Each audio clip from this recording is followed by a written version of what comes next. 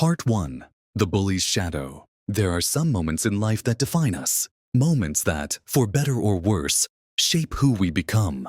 For Max, it all started with the echo of cruel laughter. It wasn't just a one-time event. It was a daily occurrence, an ongoing battle against something he couldn't quite name at first. Max had always been the quiet kid. He preferred books to sports, contemplation over confrontation. But in the world of middle school, that was a dangerous thing to be. Max lived in a small town, nestled between rolling hills and forgotten streets where everyone knew each other's name. The school he attended was small too, but that didn't mean it was any easier. In fact, it made the bullying worse. There was nowhere to hide, no corners to retreat into. The kids in his school knew exactly where to find him, and they didn't let him forget that he wasn't one of them. Jason was the worst of them. He was tall, strong, and popular. Everything. Max wasn't. Jason had a way of making Max feel invisible, but not in the way that made him feel safe. No. Jason made him feel invisible in the most painful way possible, by acting like Max didn't even exist. It wasn't just the name-calling or the insults. It was the constant, suffocating presence of mockery that lingered in the air. Max tried to ignore it, to keep his head down and his heart from breaking.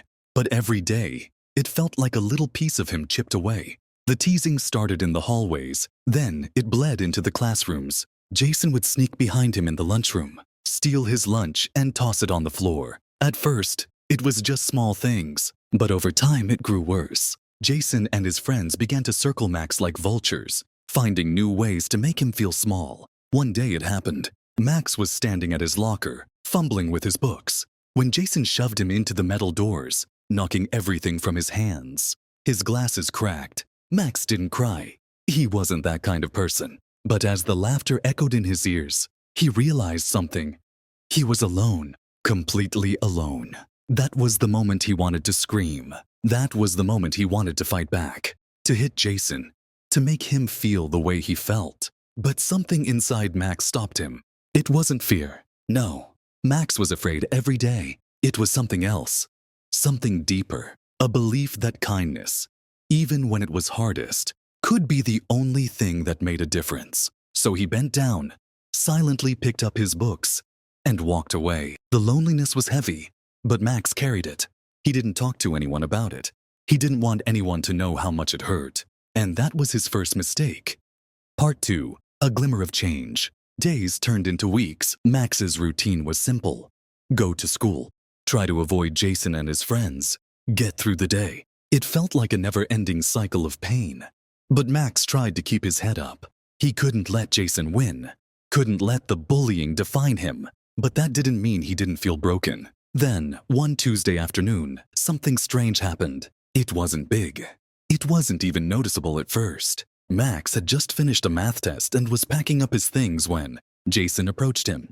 There was no laughter, no taunting. Jason simply stood in front of him, arms crossed, staring down at him with an expression Max couldn't read. Max's heart skipped a beat. He didn't know if this was another trick, another opportunity for Jason to humiliate him.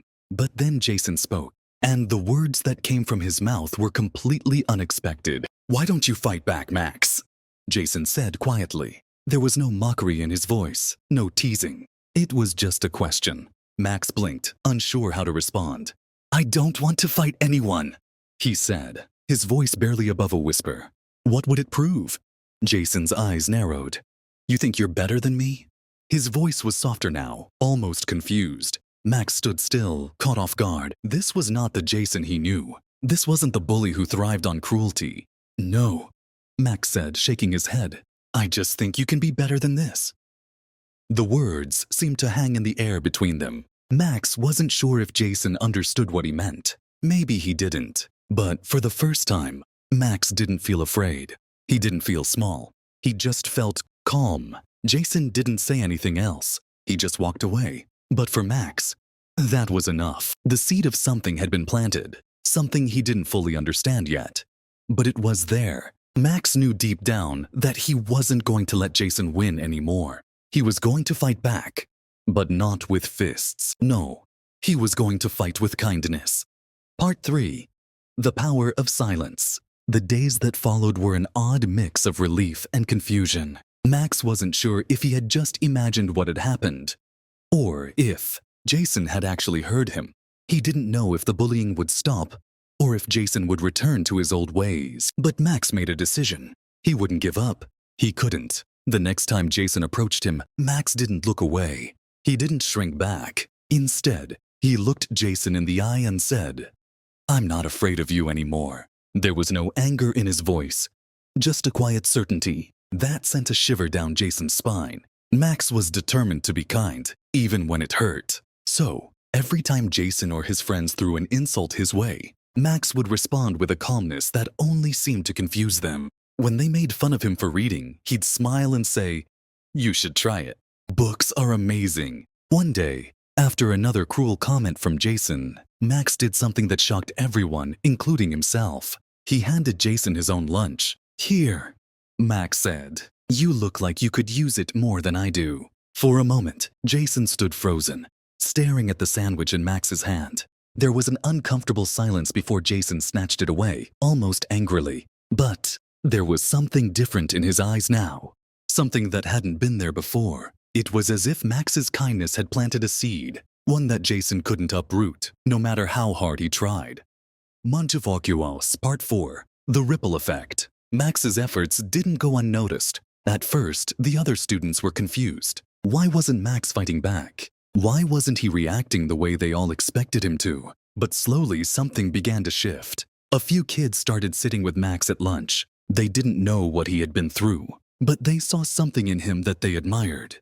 Strength, resilience, and a quiet courage that couldn't be ignored. One day, after school, Emily, one of the popular girls who had once ignored Max, approached him.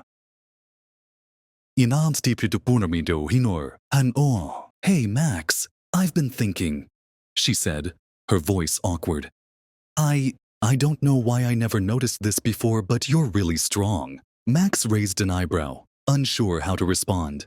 "Not in the way people think," Emily continued, "but you stand up for yourself, and you don't let people get to you. It's kind of amazing, actually." For the first time in his life, Max felt like he wasn't invisible anymore. He wasn't just the quiet kid who sat in the back. He was someone who mattered. The bullying didn't stop overnight, but it did begin to change. Jason started avoiding Max, unsure of how to respond to the kindness he'd never expected. Other students started speaking up when they saw something happening, and Max's quiet strength became a beacon for those who had once been too afraid to stand up. Number Jaws, Part 5, The Hero Within. The true test came one fateful afternoon when Jason cornered Max in the hall. The usual sneer was gone from his face, replaced by something Max couldn't quite place. Was it fear? Was it shame? "You think you've won, don't you?" Jason growled, his voice low. Max didn't flinch. "Nasado. Yukurdi. I haven't won anything," he said softly. "But I've learned that being kind doesn't make you weak. It makes you stronger than anything else." Jason stood still for a long moment, the weight of Max's words sinking in. Then, without another word, Jason turned and walked away. For Max, that was the moment everything changed. He hadn't needed to fight back with fists. He hadn't needed to stoop to the same level as his tormentors. He had fought with kindness, and in doing so, he had found a power he never knew he had. And from that day on, Max was no longer a victim. He was a hero. One who had found strength in compassion, and who had inspired others to do the same. Kindness, Max realized, was the most powerful weapon of all.